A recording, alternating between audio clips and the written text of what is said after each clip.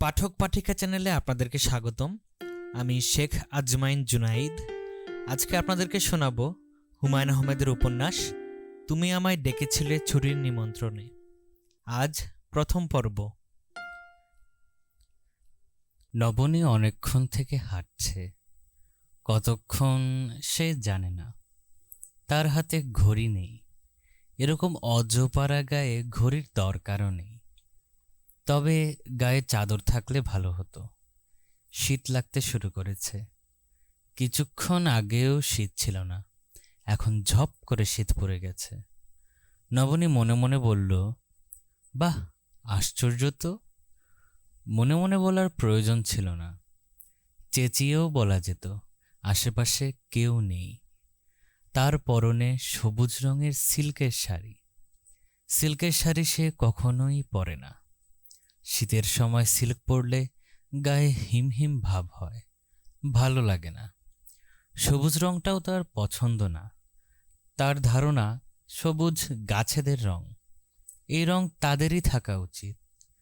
সবুজ শাড়ি পরার পর তার নিজেকে খানিকটা গাছ গাছ মনে হচ্ছিল। এখন আর মনে হচ্ছে না।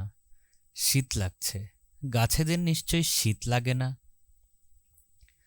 নবনী হাঁটতে হাঁটতে একটা বট গাছের কাছে চলে এসেছে। এটা যে একটা বট গাছ দূর থেকে বোঝা যায় না। বেলা পড়ে এসেছে, চারদিক অস্পষ্ট, ছায়া ছায়া। নবনী এগোচ্ছিল পায়ে চলা পথে। তার অভ্যাস মাটির দিকে তাকিয়ে হাঁটা। হাঁটতে হাঁটতে হঠাৎ সে গাছটার সামনে পড়ে গেল। অন্ধকারের মধ্যে হুলুস্থুল একটা ব্যাপার। বিশাল ঝুড়ি নেমেছে চারদিকে। পুরো গাছটাকে মনে হচ্ছে প্রকাণ্ড এক পাহাড়। নবনী বাচ্চাদের মতো গলায় চেঁচিয়ে বলল, মিস্টার বটগাছ, আপনি কোত্থেকে এলেন? মনের আনন্দে এখানে চেঁচিয়ে কথা বলা যায়। কেউ শুনে ফেলবে না এবং ভুরু কুচকে ভাববে না মেয়েটা পাগল নাকি। সে চারদিকে তাকালো, কেউ কোথাও নেই। মাথার উপর কিছু পাখি উড়াউড়ি করছে। কি পাখি? কি আশ্চর্য! টিয়া! নবনী আবারও চেঁচিয়ে বলল, টিয়া, টিয়া, টিয়া! কেউ শুনবে না, যত ইচ্ছা চেঁচানো যায়। আচ্ছা, এই জায়গাটা জনশূন্য কেন? মানুষজন তো নেই, গরু ছাগলও নেই। কে জানে, এই জায়গাটা হয়তো দোষী। সব গ্রামে একটা দোষী পথ থাকে। সন্ধ্যার পর ওই পথে কেউ যায় না। একটা থাকে দোষী গাছ, বেশিরভাগ সময় শেওড়া গাছ। দোষী গাছের কাছে যাওয়াও নিষেধ। এই বটগাছটা আবার দোষী না তো? নবনী বলল, মিস্টার বটগাছ, আপনি দোষী না নির্দোষী? সে উত্তরের জন্য অপেক্ষা করল। মাথার উপর দিয়ে ট্যাঁ ট্যাঁ শব্দ করে ঝাঁকে ঝাঁকে টিয়া উড়ে যাচ্ছে। এত সুন্দর একটা পাখি এত বিশ্রী করে ডাকে। পাখি যত সুন্দর হয় তার ডাকও হয় তত কুৎসিত। চিড়িয়াখানায় একবার ময়ূরের ডাক শুনে তার হাত থেকে বাদামের ঠুঙা পড়ে গেছিল। নবনী এমনিতে বেশ ভীতু। ঢাকায় তাদের বাড়িতে রাতে ঘুম ভাঙলে মনে হয় খাটের নিচে কেউ একজন বসে আছে। মশারির নিচ দিয়ে সে তার বরফ শীতল হাত ঢুকিয়ে নবনীকে ছুঁয়ে দিবে। রাতে অন্ধকার ঘরে সুইচ জ্বালাতে গিয়ে তার সবসময় মনে হয় সুইচ বোর্ডে হাত দিতে গিয়ে সে অন্য একজনের হাতে হাত দিয়ে ফেলবে। অথচ সম্পূর্ণ অচেনা এই গ্রামে অন্ধকার হয় হয় অবস্থায়ও তার এতটুকু ভয় করছে না, বরং মজা লাগছে। বটগাছটার সঙ্গে কথা বলতে ইচ্ছা করছে। নবনী বটগাছের একটা ঝুড়িতে হাত রেখে বলল, মিস্টার বটগাছ, এটা কি আপনার হাত না পা? আপনার গায়ের চামড়া এত খসখসে কেন? নবনীর হঠাৎ মনে হলো, আচ্ছা, বটগাছটা যদি এখন কথা বলে ওঠে তাহলে তার কেমন লাগবে? সে কি ভয় পাবে? বটগাছটা যদি বলে, নবনী, এটা আমার হাতও না পাও না, আমরা তো মানুষ নই যে আমাদের হাত পা থাকবে, আমরা হচ্ছি গাছ, তাহলে কি নবনী ভয়ে চিৎকার করে উঠবে? মনে হয় না। ভয় পেলে আগেই পেত। আচ্ছা, সে ভয় পাচ্ছে না কেন? এটাও তো এক আশ্চর্য ব্যাপার। পরিবেশ মানুষকে বদলে দেয় হয়তো। ঢাকা শহরে সে ছিল দারুণ ভীতু একটা মেয়ে, এখানে অসম্ভব সাহসী একজন, যে হেঁটে হেঁটে একা চলে এসেছে প্রকাণ্ড এক বট গাছের কাছে। নবনী ঠিক করল পুরো গাছটা একটা চক্কর দিয়ে সে যে পথে এসেছিল সে পথেই ফিরে যাবে। ডাক বাংলোয় পৌঁছতে পৌঁছতে অন্ধকার হয়ে যাবে, তাতে অসুবিধা হবে না, একটাই পথ। তাছাড়া গতকাল পূর্ণিমা গেছে, আজও কিছুক্ষণের মধ্যেই চাঁদ উঠবে। গতকাল কুয়াশা ছিল, আজ কুয়াশা নেই। চাঁদ উঠলে চারদিকে ঝলমল করতে থাকবে।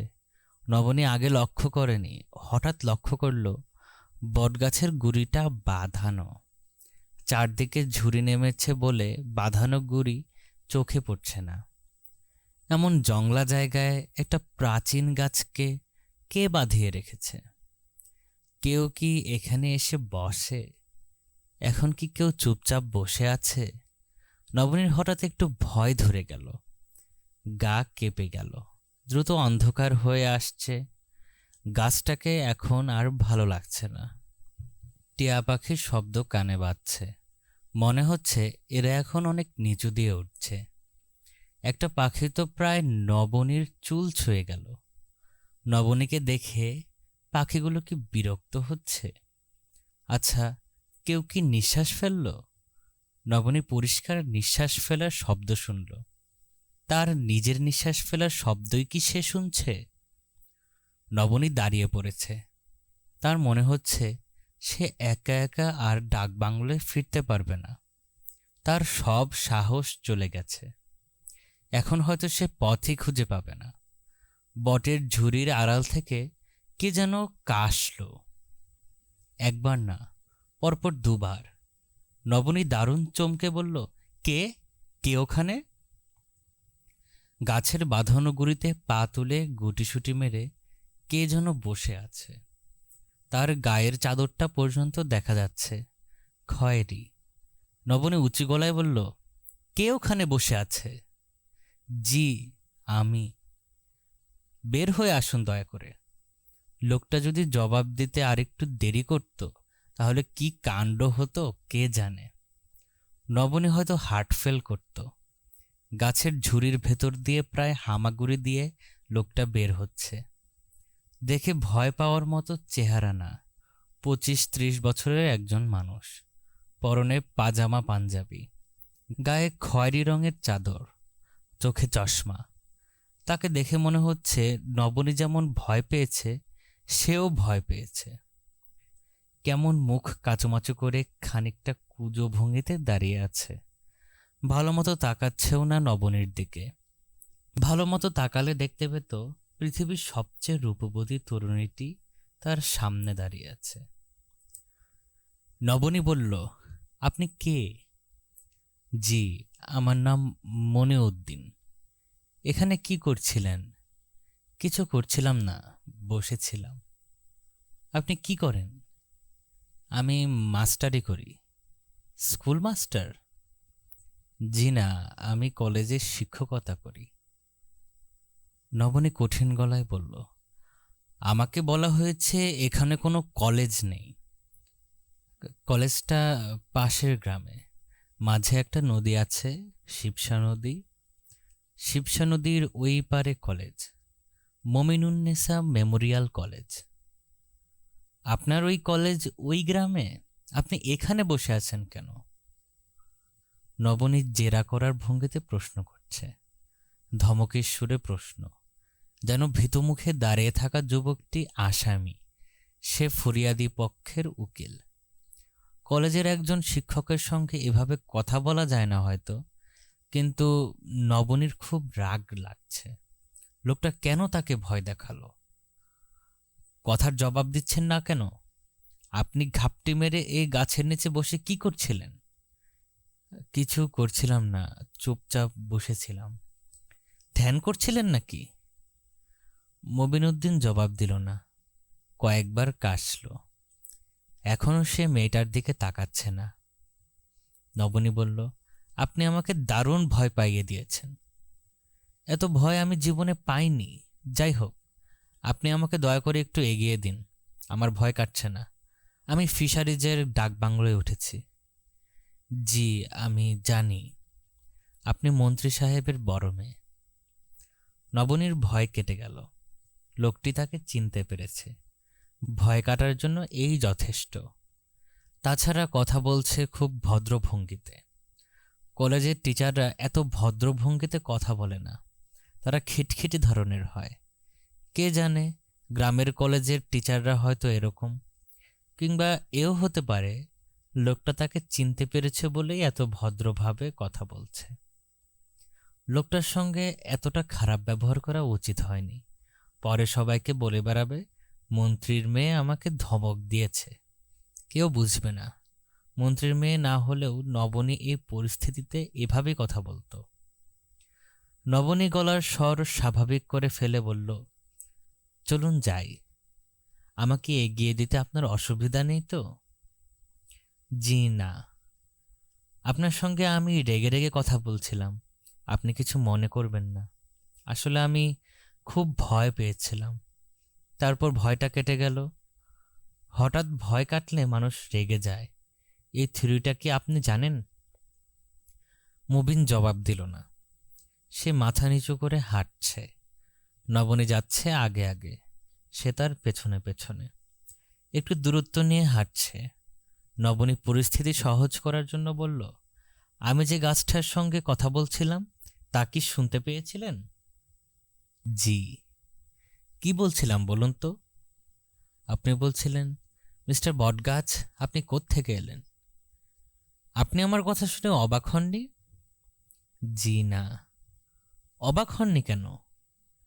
আমি দূর থেকেই দেখেছি আপনাকে আসতে, এই জন্যেই অবাক হইনি। আপনাকে না দেখে হঠাৎ যদি কথা শুনতাম তাহলে অবাক হতাম। আমাকে একা একা আসতে দেখে অবাক হননি? জি না। কেন অবাক হননি? আপনি তো প্রায়ই একা একা হাঁটেন। আমি একা একা হাঁটি তাও জানেন? মবিন অস্বস্তির সাথে বলল, জানি, সবাই জানে। এটা প্রায় গণ্ডগ্রামের মতো জায়গা। শহরের কেউ এলেই এই সবাই অবাক হয়ে দেখে। আর আপনি হচ্ছেন একজন মন্ত্রীর মেয়ে। আপনি কি করছেন না করছেন সবাই লক্ষ্য রাখছে। তাই নাকি? জি, এটাই তো স্বাভাবিক। এখানে কোনো বড় ঘটনা তো ঘটে না। একজন মন্ত্রীর মেয়ে একা একা হাঁটছে, এটা বিরাট ঘটনা। আপনাকে নিয়ে কলেজের টিচার্স কমন রুমে আলোচনা হয়। সে কি, কি আলোচনা? আপনার শোনার মতো কিছু না। আমাদের তো আলোচনা করার কিছু নেই। কলেজে আপনি কি পড়ান? ইংরেজি সাহিত্য।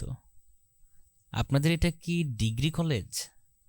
জি না, ইন্টারমিডিয়েট কলেজ। আপনি কি আমার নাম জানেন? জি জানি, আপনার নাম নবনী। নবনী হেসে ফেলল। নিতান্ত অপরিচিত একজন কলেজের শিক্ষক, যে ভূতের মতো ঘাপটি মেরে বটগাছের গুড়িতে বসেছিল, সেও তার নাম জানে। আশ্চর্য হবার মতোই ঘটনা। আপনি কি আমার ছোট বোনের নাম জানেন? জি না। আমারটা জানেন, তারটা জানেন না কেন? তার নাম হলো শ্রাবণী। মবিন কথা বলছে না। একা একা কথা চালিয়ে যাওয়া যায় না। হুহা বলার জন্য একজনকে দরকার। নবনীর একা বলতে ইচ্ছা করছে, এরকম তার কখনো হয় না। কথা বলতে ইচ্ছা করে না। মবিন সাহেব। জি।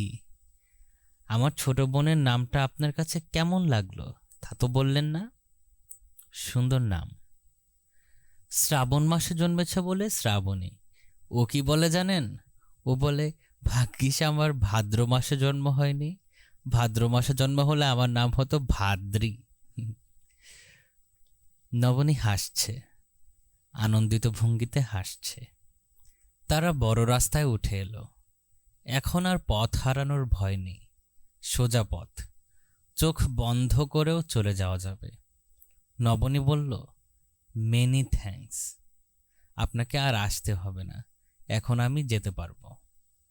মবিন কিছু বলল না।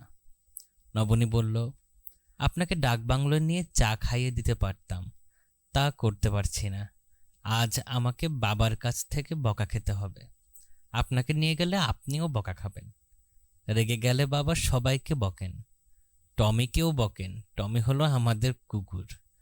আচ্ছা তাহলে যাই। ভালো কথা, গাছের নিচে বসে কি করছিলেন তা তো বললেন না। জ্যোৎস্না দেখার জন্য বসেছিলাম। কি বললেন? জ্যোৎস্না দেখার জন্য আমি মাঝে মাঝে গাছের গুঁড়িটিতে গিয়ে বসি। ওখান থেকে জ্যোৎস্না সম্পূর্ণ অন্যরকম লাগে। তাই নাকি? জি, দেখার মতো দৃশ্য। একবার সারা রাত ছিলাম। সারা রাত কি জ্যোৎস্না দেখতে ভালো লাগে? জি লাগে। জ্যোৎস্না তো একরকম থাকে না, রাত বাড়ার সঙ্গে সঙ্গে বদলায়। আপনি কি দেখবেন? নবনী বিস্মিত হয়ে বলল, কি বললেন? মবিন নিচু গলায় বলল, আপনি যদি জ্যোৎস্না দেখতে চান তাহলে। তাহলে কি? মবিন ইতস্তত করে বলল, গতকাল পূর্ণিমা ছিল, আজ কিছুক্ষণের মধ্যেই চাঁদ উঠবে। গাছের গুঁড়িটা বাঁধানো, সুন্দর বসার জায়গা। নবনী তীক্ষ্ণ গলায় বলল, আপনি কি আমাকে নিমন্ত্রণ জানাচ্ছেন আপনার সঙ্গে অন্ধকার গাছের নিচে সারা রাত বসে থাকার জন্য? মবিন চুপ করে রইল। নবনী বলল, আপনার সাহস ও স্পর্ধা দেখে অবাক হচ্ছি। এমন অস্বাভাবিক প্রস্তাব আপনি দিলেন কিভাবে? আপনার মাথা ঠিক আছে তো? কমন সেন্স বলে একটা ব্যাপার আছে, কম বেশি সবারই থাকে। আপনার মনে হয় তাও নেই। আমি ভেবেছিলাম।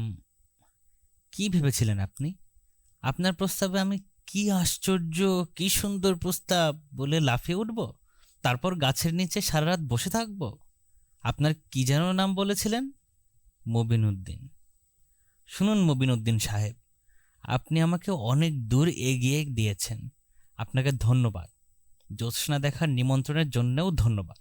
নিমন্ত্রণ গ্রহণ করতে পারছি না। আমি বয়সে আপনার ছোট, তবু আপনাকে একটা উপদেশ দিচ্ছি, এ জাতীয় নিমন্ত্রণ চট করে দেওয়া যায় না। আচ্ছা আমি যাচ্ছি। নবনী হন হন করে এগুচ্ছে। অনেক দূর এসে সে একবার পেছনে ফিরল। মবিনুদ্দিন রাস্তার একপাশে মাথা নিচু করে দাঁড়িয়ে আছে। নবনী ভেবেছিল ডাকবাংলোয় পৌঁছানো মাত্র সে বকা খাবে। তার বাবা বন ও খনিজ সম্পদ মন্ত্রী জামিল চৌধুরী নিশ্চয়ই থমথমে মুখে বারান্দায় বেতের চেয়ারে বসে আছেন। তার সামনে একটা হ্যাজাক লাইট। একটু দূরে ওসি সাহেব শুকনো মুখে দাঁড়িয়ে। ওসি সাহেবের পেছনে মাথবদি ইউনিয়নের চেয়ারম্যান সুরুজ মিয়া। সুরুজ মিয়া হাত কচলাচ্ছেন এবং তেলতেলে মুখে হাসছেন। এই মানুষটা ননস্টপ হাসতে পারেন, বকা খেলেও হাসেন। পান খাওয়া লাল দাঁত সর্বক্ষণ বের হয়ে থাকে, তবে তাতে তাকে খারাপ লাগে না। মনে হয় ধবধবে সাদা দাঁতে এই মানুষটাকে মানাতো না।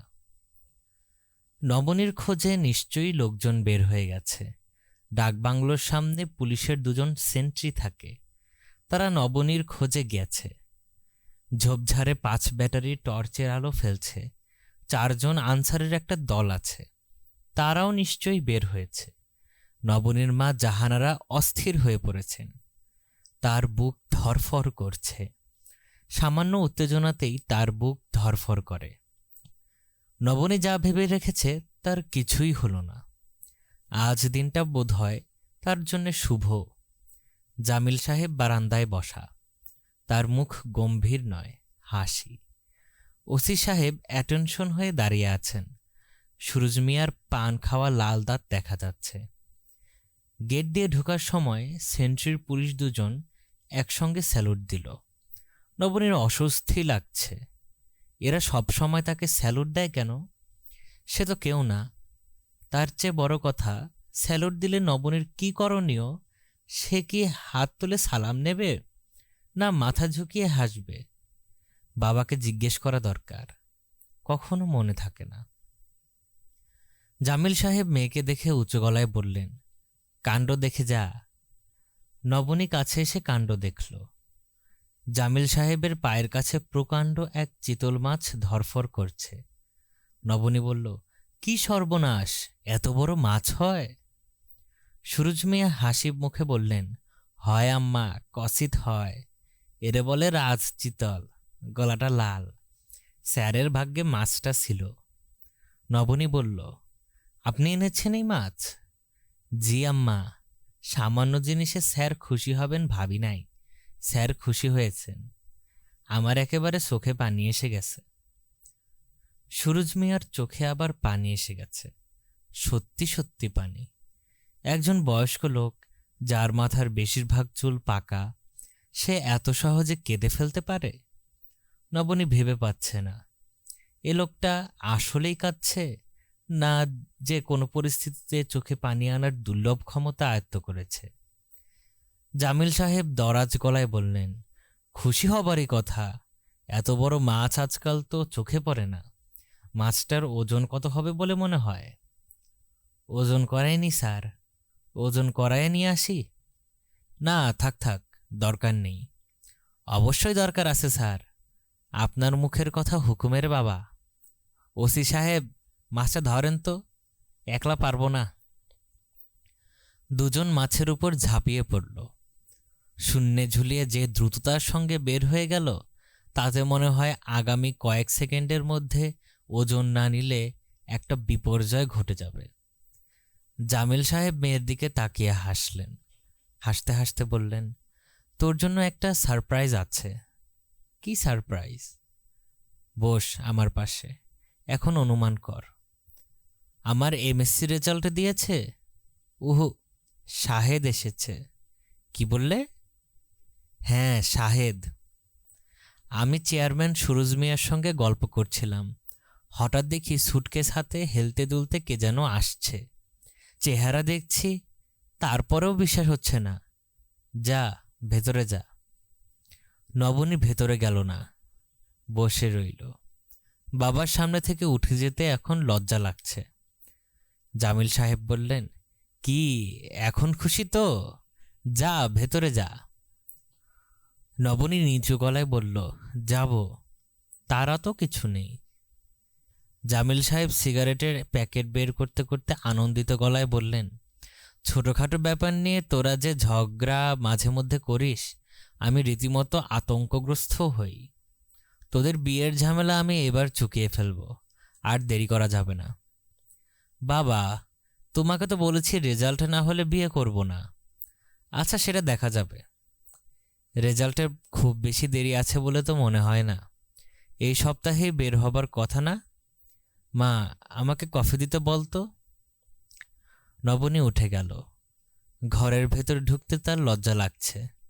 চট করে শাহেদের সামনে সে পড়তে চাচ্ছে না। নিজেকে একটু গুছিয়ে নিতে হবে। চুল এলোমেলো হয়ে আছে, পা ভর্তি ধুলো। নবনী ধরে নিয়েছিল শাহেদের সঙ্গে তার দেখা হবে না। দেখা হলেও সৌজন্য কথাবার্তার মতো হবে। কেমন আছো? ভালো, এই জাতীয় অর্থহীন আলাপ। জাহানারা রান্নাঘরে সমুচা ভাজছেন। পনিরের সমুচা। ভাগ্যিস ঢাকা থেকে পনির নিয়ে এসেছিলেন। পনিরের সমুচা শাহেদের খুব পছন্দ। সে মিষ্টি খেতে পারে না। ডাকবাংলো ভর্তি হয়ে গেছে মিষ্টিতে। এত মিষ্টি কি করবেন তিনি জানেন না। ডাকবাংলোয় ফ্রিজ নেই। ইলেকট্রিসিটি যখন আছে, একটা ফ্রিজ থাকতে পারত। তিনি ঠান্ডা পানি ছাড়া খেতে পারেন না। শীতকালেও তার বরফের কুচি মেশানো ঠান্ডা পানি চান। নবনী রান্নাঘরে ঢুকে বলল, মা, বাবা কফি চাচ্ছে। জাহানারা মেয়ের দিকে তাকিয়ে বললেন, শাহেদের সঙ্গে দেখা হয়েছে? এখনো হয়নি। তুই এতক্ষণ ছিলি কোথায়? একটু ঘুরতে গিয়েছিলাম। শাহেদ যে এসেছে শুনেছিস? হ্যাঁ, আমি কিন্তু তোর বাবাকে বলেছিলাম শাহেদ চলে আসবে। আজ সকালেও কেন জানি মনে হয়েছে। তোমার অসাধারণ ইএসপি ক্ষমতার জন্য অভিনন্দন। এখন বাবাকে কফি করে দাও। কফি দেওয়া যাবে না, সবাইকে একসঙ্গে চা নাস্তা দিব। তুই যা, শাহেদের সঙ্গে কথা বলে আয়। তোমার কোনো সাহায্য লাগবে না? না, সাহায্য লাগবে না। আমি কবে তোর সাহায্য নিয়েছি? তুই রান্নাঘর থেকে যা তো। রান্নাবান্নার ব্যাপারে জাহানারা কারো সাহায্যই নেন না। ডাকবাংলোয় একজন বাবুর্চি আছে, তিনি নিজেও তাদের অনেক দিনের পুরানো বুয়া মিলুকে সঙ্গে এনেছেন। এরা কেউ কিছু করছে না, শুকনো মুখে দূরে দূরে ঘুরছে। এদের কারোরই খাবার কোনো জিনিসে হাত দেওয়ার হুকুম নেই। জাহানারার খারাপ ধরনের সূচি বায়ু আছে, নিজে তা স্বীকার করেন না। কেউ এই প্রসঙ্গে কিছু বললেও রেগে যান। বাবুর্চিকে দিয়ে খাবার জিনিসে হাত না দেওয়ানোর পেছনে তার বক্তব্য হচ্ছে, হাত দিয়ে তারা কখন কি করে তার ঠিক আছে? কিছুক্ষণ আগে হয়তো নাক ঝেড়ে এসেছে। বেশিরভাগ মানুষই নাক ঝাড়ার পর হাত ধোয় না, মুছে ফেলে। আর যদিও বা ধয়, কজন সাবান ব্যবহার করে? এরা অন্য জিনিসে হাত দিচ্ছে দিক, কিন্তু খাবার জিনিসে হাত দেবে? সে খাবার আমি খাবো? তা হবে না। মিলু বলল, আপনার গরম লাগতেছে, সমুচা আমি ভাজি। জাহানারা বললেন, না, তুই দূরে থাক, এই ঘর থেকে চলে যা। মিলু একটু সরে গেল, কিন্তু ঘর থেকে বের হলো না। মিলু প্রায় 20 বছর ধরে তাদের সঙ্গে আছে। 10 বছর বয়সে ভিক্ষা করতে এসেছিল। জাহানারা তার সুন্দর মুখ দেখে অবাক হয়ে বললেন, ভিক্ষা করছিস কেন? বাসায় কাজ করবি? মিলু বলল, না। তিনি মেয়েটাকে একটা জামা দিলেন, 5টা টাকা দিলেন, বলে দিলেন, যদি কাজ করতে ইচ্ছে হয় চলে আসিস। মেয়েটা পরের দিনই চলে এলো। তিনি বললেন, কিরে, থাকবি? হু। নাম কি তোর? কুদরতি। কুদরতি কোনো নাম না, তোর নাম এখন মিলু, বুঝেছিস? হু। হু না বলে বল জি। জি। 5 হয়ে সালাম কর। মিলু 5 হয়ে সালাম করল। জাহানারা বললেন, তোর চেহারা ছবি সুন্দর, তুই ভালো মতো থাক, তোর ভালো হবে। বয়সকালে বিয়ে দিয়ে দিব। তোর বয়সী মেয়ে পথে ঘাটে ঘোরাও ঠিক না, থাকবি তো ঠিক মতো? হু। হু না, বল জি। জি। ভালো মতো থাকবি, আদব কায়দা শিখবি, কাজকর্ম শিখবি। সময়কালে আমি টাকা পয়সা খরচ করে বিয়ে দেব। জি আচ্ছা। জাহানারা তার কথা রেখেছেন। মিলুর বিয়ে দিয়েছেন তাদের ড্রাইভার রহমতের সঙ্গে। বিয়ের পরেও মিলু ঘরেই আছে, ছেলেপুলে হয়নি। একদিক দিয়ে সুবিধাই হয়েছে, ছেলেপুলে হয়ে গেলে নিজের কাছে রাখতে পারবেন না, যেখানে যান নিজের সঙ্গে রাখেন। শাহেদকে কোথাও পাওয়া গেল না। ডাকবাংলোর সর্বপশ্চিমের ঘরটা নবনীর ছোট বোন শ্রাবণীর। আর 3 মাস পরেই তার আইএসসি ফাইনাল পরীক্ষা। ছুটি কাটাতে এসেও সে নিরিবিলি পড়বে, এই অজুহাতে ডাকবাংলোর সবচেয়ে সুন্দর ঘরটা নিয়েছে। এই ঘরটা নাকি নিরিবিলি। তার ঘরের সঙ্গের বারান্দাটা নদীর দিকে। বারান্দায় দাঁড়ালেই নদী দেখা যায়। শীতকাল বলেই নদী শুকিয়ে এতটুকু হয়ে গেছে। নদীর চেয়েও যা চোখে পড়ে তা হলো নদীর চর। চাঁদের আলোয় বালির চর চিকচিক করে, অদ্ভুত লাগে দেখতে। শ্রাবণী এখানে আসার আগে 2 সুটকেস ভর্তি বই নিয়ে এসেছে। 1 সুটকেসে পাঠ্য বই, 1 সুটকেসে গল্প বই। পাঠ্য বইয়ের সুটকেসের তালা খোলা হয়নি, গল্পের বইয়ের সুটকেস খোলা হয়েছে। সে ক্রমাগত গল্পের বই পড়ে যাচ্ছে।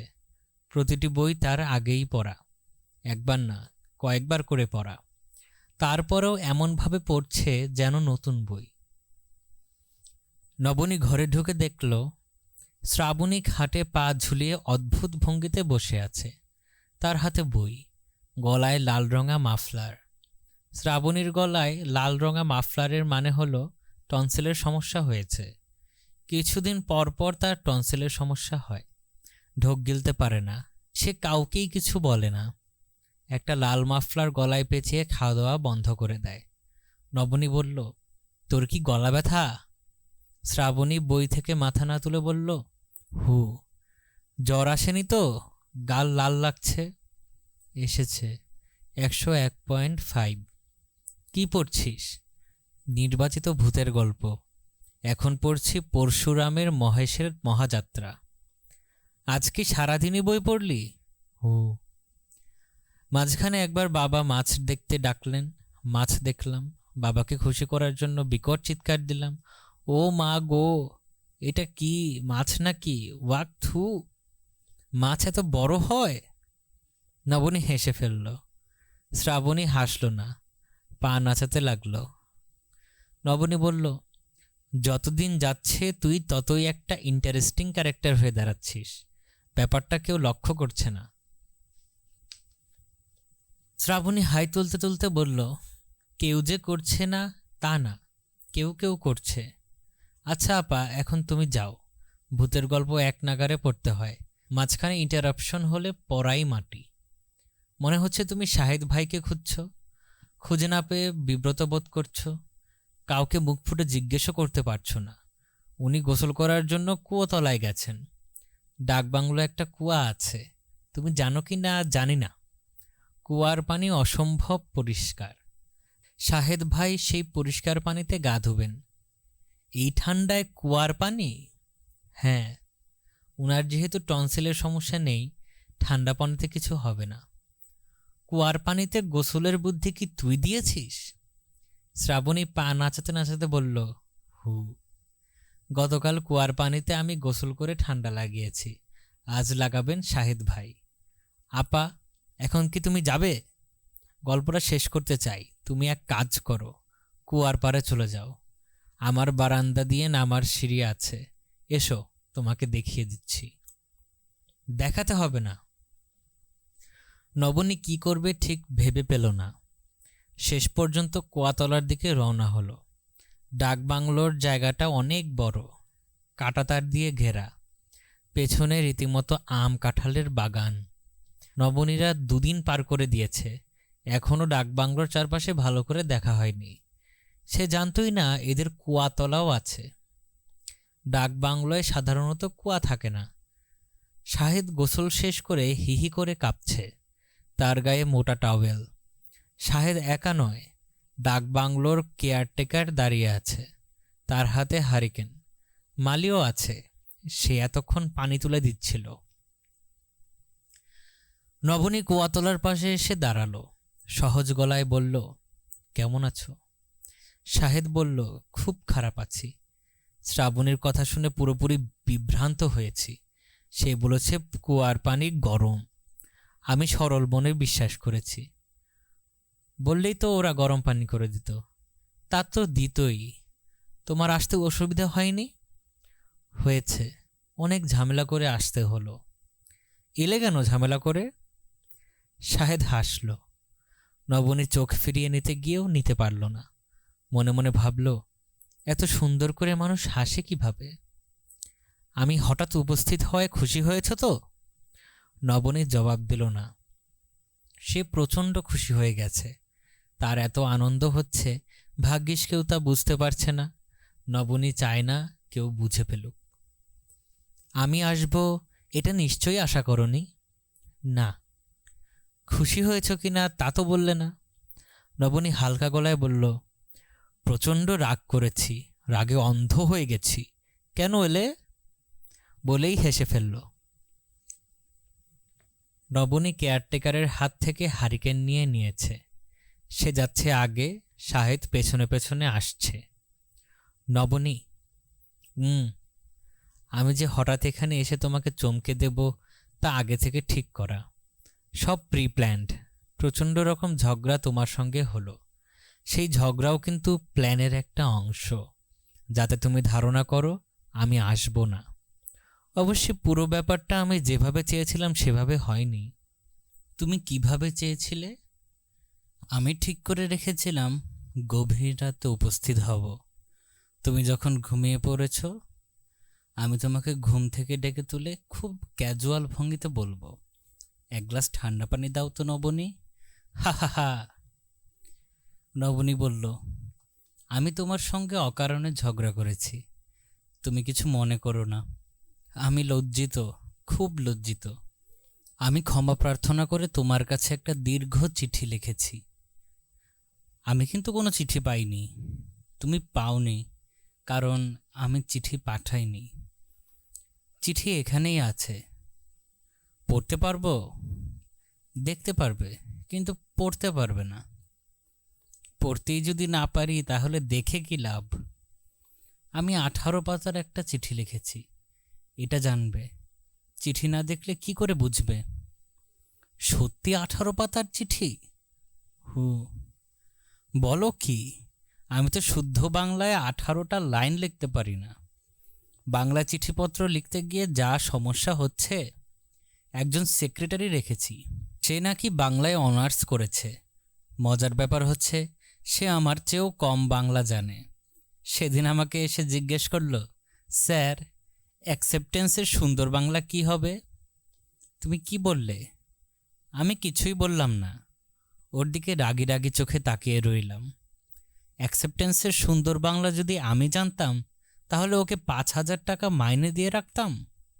সেটাও একটা কথা। জাহানারা নাস্তার অনেক আয়োজন করেছেন। পনিরের সমোচা ছাড়াও লুচি ভেজেছেন, মুরগির কোরমা করেছেন, আলুর চপ তৈরি হয়েছে, ডাকবাংলোর খাবার ঘরে খাবার দেওয়া হয়েছে।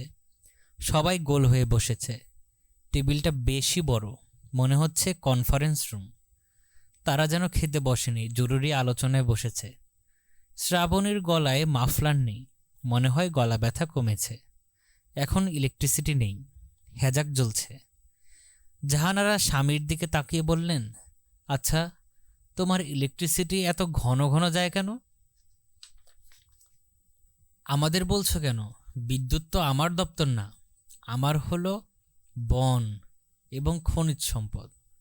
বনের ব্যাপারে কোনো প্রশ্ন থাকলে বলো। শ্রাবণী বলল, আমার একটা প্রশ্ন আছে। কি প্রশ্ন মা? বাংলাদেশের বনে মোট কতগুলি ময়ূর আছে বাবা? কতগুলি ময়ূর আছে তা তো বলতে পারবো না, তবে রয়্যাল বেঙ্গল টাইগার কতগুলি আছে তা বলা যাবে। গত বছর সেন্সাস হয়েছে। রয়্যাল বেঙ্গল টাইগার কতগুলি আছে অফ হ্যান্ড বলতে পারবো না মা, সেক্রেটারিকে জিজ্ঞেস করে জানতে হবে। উনাকে কি করে জিজ্ঞেস করবে? এখানে তো টেলিফোন নেই, ওয়্যারলেসে মেসেজ পাঠিয়ে দিব। সব থানায় ওয়্যারলেস আছে। শাহিদ বলল, রয়্যাল বেঙ্গল টাইগারের সংখ্যা জানা কি খুব দরকার শ্রাবণী? শ্রাবণী বলল, হ্যাঁ দরকার। রয়্যাল বেঙ্গল টাইগারের সঠিক সংখ্যা না জানলে আমি আজ রাতে ঘুমোতে পারবো না।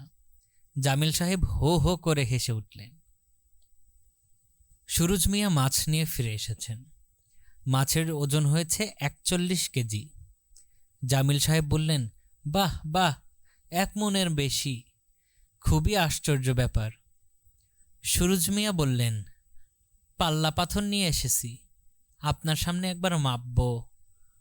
কোনো দরকার নেই স্যার, শখ করে এনেছি, আপনার সামনে একটু মাপি। মাপা হলো 41 কেজি 200 গ্রাম। শ্রাবণী বলল, আপনি তো বললেন 41 কেজি, 200 গ্রাম বেশি হলো কেন? যখন প্রথম ওজন নিয়েছিলাম মাছটা জিন্দা ছিল, এখন মাছটা মারা গেছে। মৃত্যুর পর ওজন বেড়ে যায় মা। কেন? মৃত্যুর পর মাটির টানে বাড়ে। জামিল সাহেব বললেন, সুরুজ মিয়া, আপনি অনেক ঝামেলা করেছেন, এখন বাসায় গিয়ে বিশ্রাম করুন। Many thanks. মাছটা কাটায় তারপর যাব স্যার। এত বড় মাছ সবাই কাটতে পারে না, পেটি নষ্ট হয়ে যাবে। মাছ কাটার লোক এবং বটি নিয়ে এসেছি। ভালো করেছেন। জামিল সাহেব ইতস্তত করে বললেন, মাছ যে কাটবে সে পরিষ্কার পরিচ্ছন্ন তো? আমার স্ত্রী আবার এইসব ব্যাপারে খানিকটা কি যেন বলে, সূচিবায়ুর মতো আছে। সুরুজ মিয়া হাসি মুখে বললেন, আপনি এটা নিয়ে চিন্তা করবেন না স্যার, আমি তারে সাবান দিয়া গোসল করাইয়া তারপর মাছের কাছে নিয়ে যাব। ময়লা হাতে মাছ ছোঁয়াও ঠিক না, আমি এখনই তারে গোসলে পাঠাইয়া দিই। শ্রাবণী বলল, চেয়ারম্যান চাচা, আপনার সঙ্গে আমার খুব জরুরি একটা কথা আছে, অসম্ভব জরুরি। কি কথা মা? সবার সামনে বলা যাবে না, আপনি আমার সঙ্গে বারান্দার ওই মাথায় আসুন। সুরুজ মিয়া বিস্মিত এবং আনন্দিত মুখে এগুলেন। বিস্মিত ও আনন্দিত হবার মূল কারণ হচ্ছে মন্ত্রী সাহেবের মেয়ে তাকে চাচা ডাকছে। আফসোসের ব্যাপার হলো ডাকটা বাইরের কেউ শুনতে পায়নি। ওসি সাহেব সামনে নেই, সে শুনলে কাজ হতো, আর 10 জনের কাছে বলতো। সুরুজ মিয়া বললেন, কি কথা আম্মা? আপনি কি আমার জন্য একটা জিনিস জোগাড় করে দিতে পারবেন? অবশ্যই পারবো। এখানে না পাওয়া যায়, ঢাকা থেকে নিয়ে আসব। রাত 1টায় একটা ট্রেন আছে, ওই ট্রেনে লোক পাঠাইয়ে দেব। ঢাকা থেকে আনতে হবে না, আমার মনে হয় এখানেই পাওয়া যাবে, হয়তো আপনার বাড়িতেই আছে। জিনিসটা কি? একটা মই। মই? মই কি জন্যে? এই ডাকবাংলোর ছাদে ওঠার ব্যবস্থা নেই, আমি মই দিয়ে ছাদে উঠব। আমি এখন মই নিয়ে আসতেছি। এখনই আনার দরকার নেই, এখন আনলে বাবা দেখে ফেলবেন, রেগে যাবেন। আপনি বরং কাল সকালে নিয়ে আসবেন, 9টার আগে। 9টা পর্যন্ত বাবা ঘুমিয়ে থাকেন, তিনি কিচ্ছু জানতে পারবেন না। সুরজ মিয়া ভীত গলায় বললেন, স্যার যদি রাগ করেন তাহলে কাজটা করা কি ঠিক হবে আম্মা? কোনো অসুবিধা নেই। আপনি তো আর জানেন না কি জন্য আমি মই চেয়েছি। আমি আপনার কাছে চেয়েছি, আপনি সরল মনে এনে দিয়েছেন। নবনীর ঘরটা ছেড়ে দেওয়া হয়েছে শাহেদের জন্যে। ডাকবাংলোয় আরেকটা সুন্দর কামরা ছিল, অনেক বড়, অ্যাটাচড বাথ। কিন্তু সেই কামরায় জানালার একটা কাচ ভাঙা। ভাঙা জানালায় শীতের হাওয়া ঢুকছে। শাহেদকে এখানে থাকতে দেওয়া যায় না। তাছাড়া তার জ্বর আসছে বলে মনে হচ্ছে। অবেলায় কুয়ার পানির গোসলের ফল ফলতে শুরু করেছে, গা ম্যাজ ম্যাজ করছে। রাতে সে চিতল মাছের 1 হাত সাইজ পেটি খেতে পারেনি। খানিকটা মুখে দিয়েই বলেছে, খেতে খুব ভালো হয়েছে, কিন্তু আমি খেতে পারছি না। থার্মোমিটারে এখনো জ্বর পাওয়া যাচ্ছে না। জামিল সাহেব বললেন, ডাক্তার খবর দেব? শাহেদ বলল, এখানে ডাক্তার আছে? এখানে নেই, মাধবনগরে একজন MBBS আছেন, লোক পাঠিয়ে নিয়ে আসি। বেশিক্ষণ লাগবে না, যাবে আর আসবে। পাঠাবো? লাগবে না, ভালো ঘুম হলেই শরীর ঠিক হয়ে যাবে। তাহলে রাত করার কোনো দরকার নেই, তুমি শুয়ে পড়ো। শাহেদ ঘুমোতে গেল। জাহানারা বারবার বলে দিলেন, কোনো অসুবিধা হলেই আমাদের ডেকে তুলবে। তাছাড়া আমাকে ডেকে তুলতেও হবে না, আমি বলতে গেলে সারা রাত জেগেই থাকি, আমার ঘুম হয় না। ঘুম হয় না কেন? নতুন জায়গায় আমার ঘুম হয় না, ঘুমের ওষুধ খেলেও হয় না। 10-15 দিন এখানে থাকলে জায়গাটা পুরনো হবে, তারপর ঘুম হবে। এই জন্যে বাড়ি ছেড়ে কোথাও যেতে চাই না। তোমার চাচা জোর করে নিয়ে এসেছেন। আগে একবার এসেছিলেন, তখন নাকি জায়গাটা খুব মনে ধরেছিল, খুব সুন্দর, হ্যান ত্যান কথা। জায়গা তো সুন্দরই। সুন্দরের কি আছে? বাংলাদেশের সব জায়গায় তো এরকম, নদী, গাছপালা, মাঠ, আলাদা কিছু তো না। তাও যদি ডাকবাংলোটা সুন্দর হতো। পাকা দালান করে রেখেছে, বাংলো হবে কাঠের। তার উপর দেখো, ইলেকট্রিসিটি আছে, কিন্তু অন্য কোনো সুযোগ সুবিধা নেই। একটা ফ্রিজ নেই, ওয়াটার হিটার নেই। ইলেকট্রিসিটির যে অবস্থা, এই আছে এই নেই। সারাক্ষণ হ্যাজাক জ্বালিয়ে রাখতে হয়, হিস হিস শব্দ আসে, আমার মনে হয় ঘরে সাপ ঢুকেছে। শাহেদ, শুতে যাবার আগে তোমার চা বা কফি খাবার অভ্যাস আছে? অভ্যাস নেই, কিন্তু আজ 1 কাপ গরম চা খাবো। তুমি তোমার ঘরে চলে যাও, আমি চা বানাচ্ছি। আপনাকে বানাতে হবে না চাচি, কাউকে বলুন বানিয়ে দিবে। কাউকে বলতে হবে না, চা আমিই বানাবো। আমি নিজেও খাবো, নিজের চা নিজে না বানালে আমি খেতে পারি না। চা নিয়ে এলো নবনী, ট্রেতে করে 1 কাপ চা, 1 গ্লাস পানি। শাহেদ চা খাবার পর 1 গ্লাস পানি খায়। শাহেদ চাদর মুড়ি দিয়ে বিছানায় বসে আছে, তার হাতে গত সপ্তাহের টাইম। এ সপ্তাহের টাইম বের হয়ে গেছে, আগের সপ্তাহেরটা পড়া হয়নি। কোথায় যেন পড়েছিল। ছুটি কাটাতে এসে আপ টু ডেট কিছু পড়তে নেই, পুরনো জিনিস পড়তে হয়। খবরের কাগজও পড়া যাবে না, পড়লেও মাসখানেক আগের বাসি কাগজ পড়তে হবে। নবনী বলল, জ্বর কি এসে গেছে? আমার মনে হচ্ছে এসেছে, থার্মোমিটার বলছে না। তোমাদের থার্মোমিটার নষ্ট না তো? নবনী শাহেদের কপালে হাত রেখে হাসি মুখে বলল, থার্মোমিটার নষ্ট, তোমার গা গরম, প্যারাসিটামল খাবে? প্যারাসিটামল আছে। না, তুমি বসো তো খানিকক্ষণ। নবনী বসল। শাহেদ বলল, আমি এসেই তোমাকে ঘর ছাড়া করেছি। তুমি ঘুমোচ্ছ কোথায়? শ্রাবণীর সঙ্গে। কাল জানালার কাজটা লাগিয়ে ফেললে আমি ওই ঘরে চলে যেতে পারবো। তুমি ফিরে আসবে তোমার জায়গায়। কেন?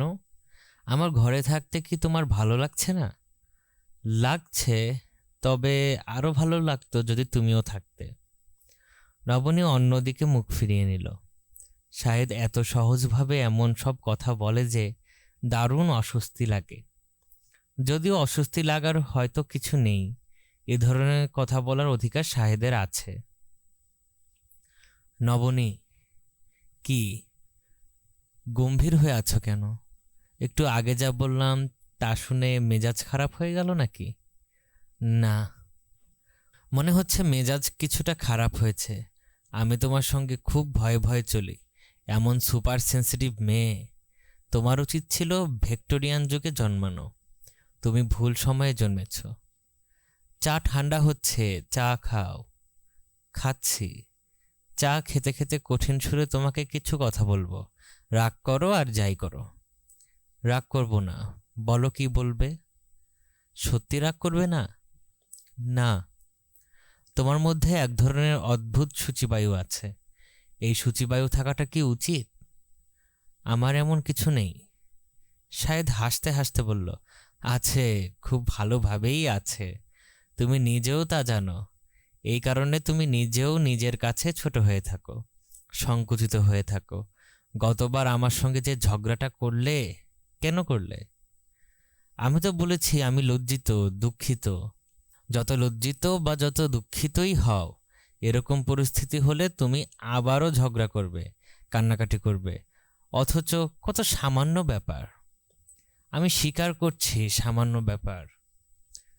তুমি মুখে বলছো স্বীকার করছি সামান্য ব্যাপার, আসলে স্বীকার করছো না। আমি কি করেছি? রিডার্স ডাইজেস্টের একটা মজার রসিকতা তোমাকে বলেছি। নবনী কঠিন স্বরে বলল, রসিকতাটা মোটেই মজার নয়। এটা তোমার অভিমত, কিন্তু রিডার্স ডাইজেস্ট মনে করে রসিকতাটা মজার, যে কারণে তারা এটা ছেপেছে।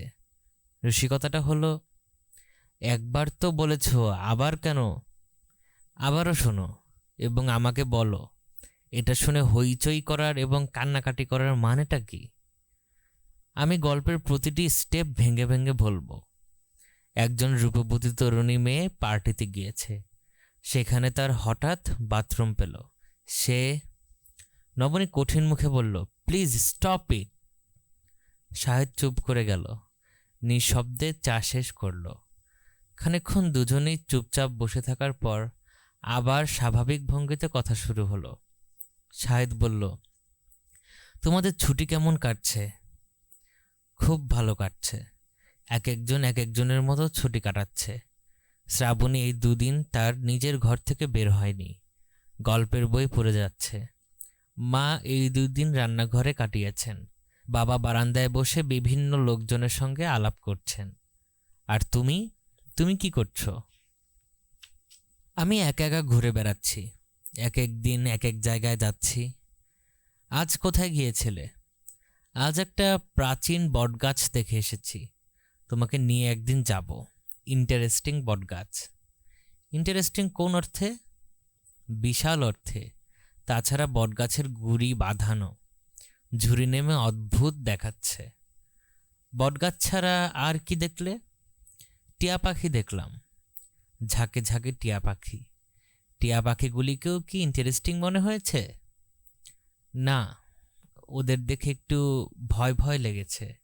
ভয়ের কি আছে? একসঙ্গে এত পাখি, তাছাড়া এরা খুব নিচু হয়ে উঠছিল। শাহেদ শার্টের পকেট থেকে সিগারেটের প্যাকেট বের করল।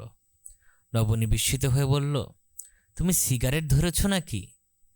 কয়েকদিন হলো সিগারেট টানছি, মনে হচ্ছে নেশা ধরে গেছে। দিনে কটা খাও? দিনে বেশি খাই না, রাতে খাই। তুমি কি কোনো কিছু নিয়ে চিন্তিত? কি নিয়ে চিন্তিত? সেটাই তো বুঝতে পারছি না। তোমার কারখানায় কি কোনো সমস্যা আছে? সমস্যা তো আছেই, ভয়ঙ্কর লস খেয়েছি। যত ভয়ঙ্কর লস হোক, সেই লস সামলে নেবার ক্ষমতা তো তোমার আছে, আছে না? হ্যাঁ আছে। সিগারেট শেষ করে ঘুমোতে যাও, কাল কথা হবে। আচ্ছা। নবনী উঠে দাঁড়াতে দাঁড়াতে বলল, চা শেষ করে তুমি সব সময় পানি খাও, কই আজ তো খেলে না? শাহিদ পানির গ্লাস হাতে নিল। নবনী ইতস্তত করে বলল, তুমি আমার উপর রাগ করে আছো তাই না? না। মুখ দেখে বুঝতে পারছি রাগ করেছ। খানিকটা করেছি, তবে সব রাগ জলে ভেসে যাবে যদি তুমি যাবার আগে আমাকে জড়িয়ে ধরে একটা চুমু খাও। নবনীর চোখ মুখ শক্ত হয়ে গেল। সে অন্যদিকে তাকালো। শাহেদ বলল, তুমি দেখি পাথরের মতো শক্ত হয়ে গেছ। আমি কি ভয়ঙ্কর অন্যায়ের কিছু বলেছি? নবনী কিছু বলল না, দরজা ধরে দাঁড়িয়ে রইল। শাহেদ বলল, আচ্ছা যাও, গুড নাইট।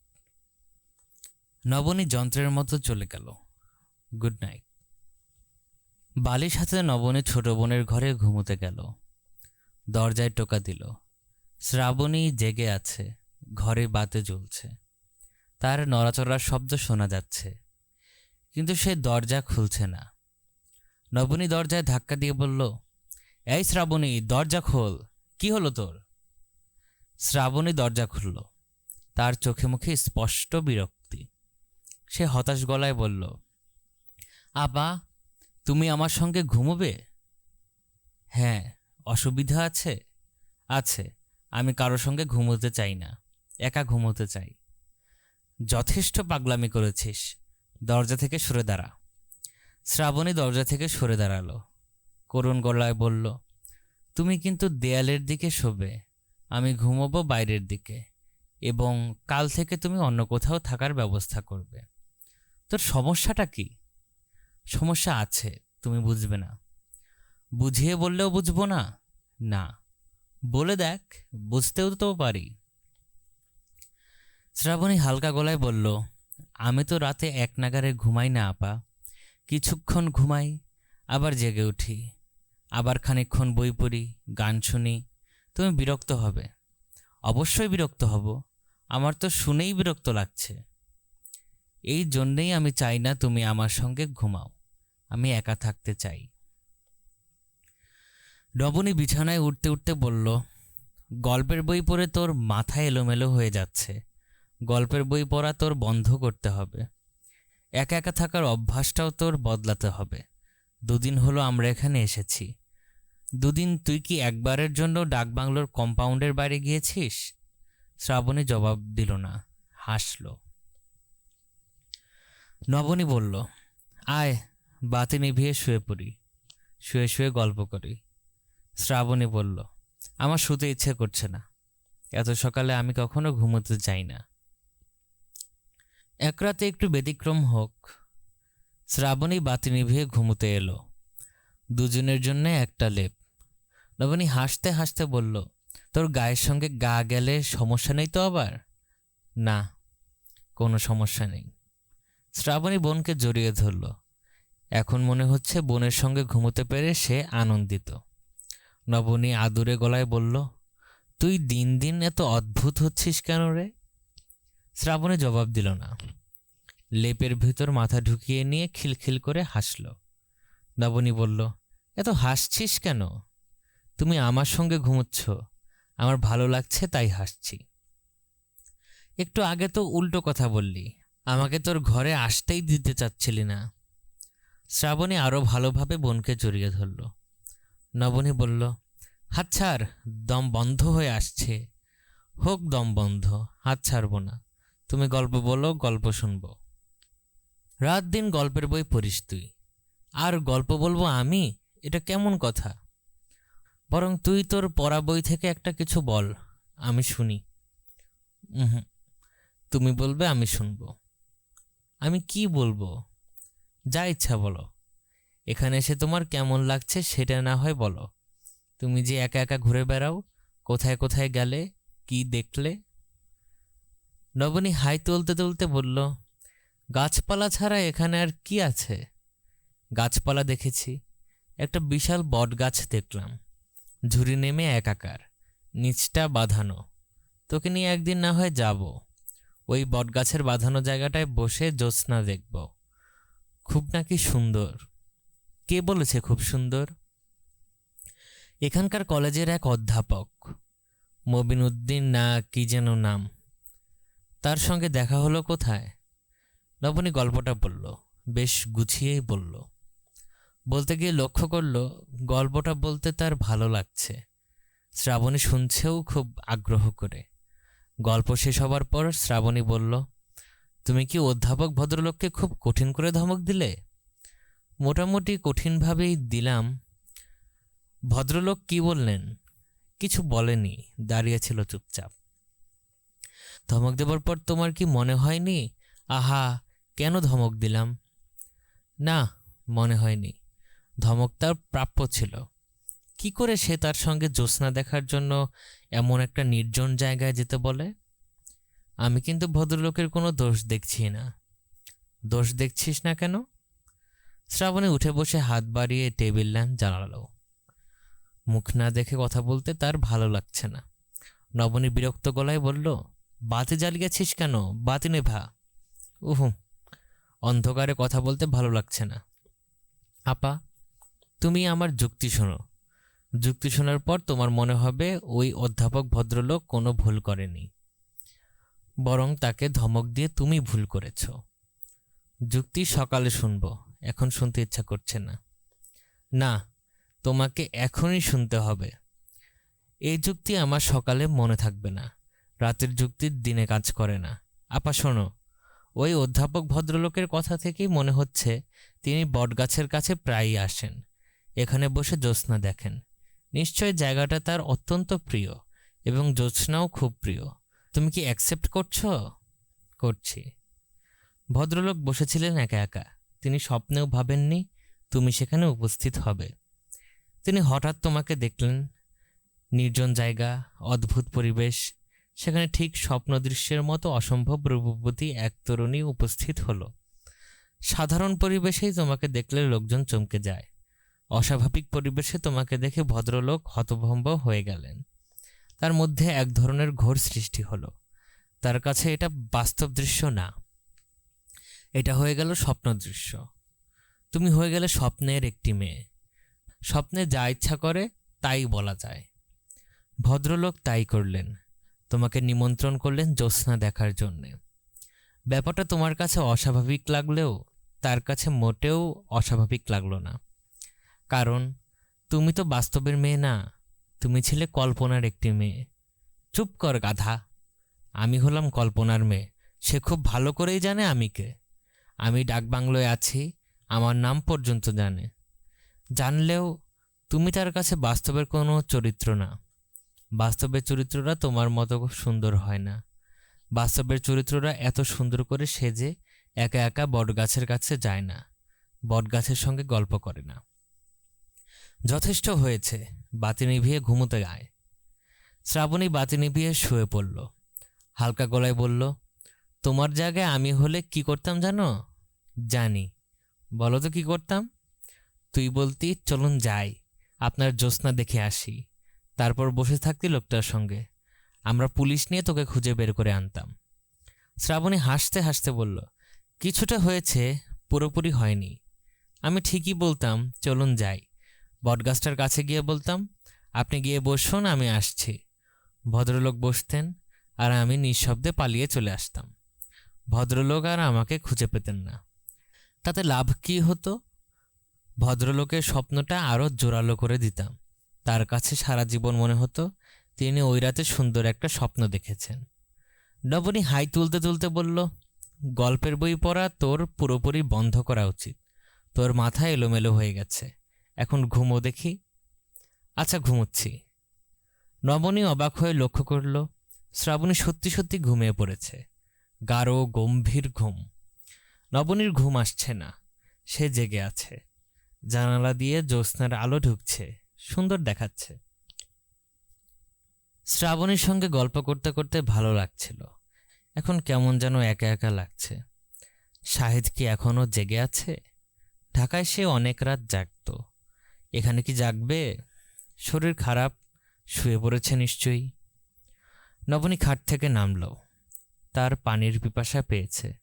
সে বারান্দায় এসে দাঁড়ালো। বারান্দায় খুব হাওয়া, শীত লাগছে। সে খানিকক্ষণ শীত গায়ে মাখল। খুব সাবধানে এগুলো শাহেদের ঘরের দিকে। ঘরে বাতি জ্বলছে, সে এখনো জেগে আছে। নবনী দরজায় হাত রাখল।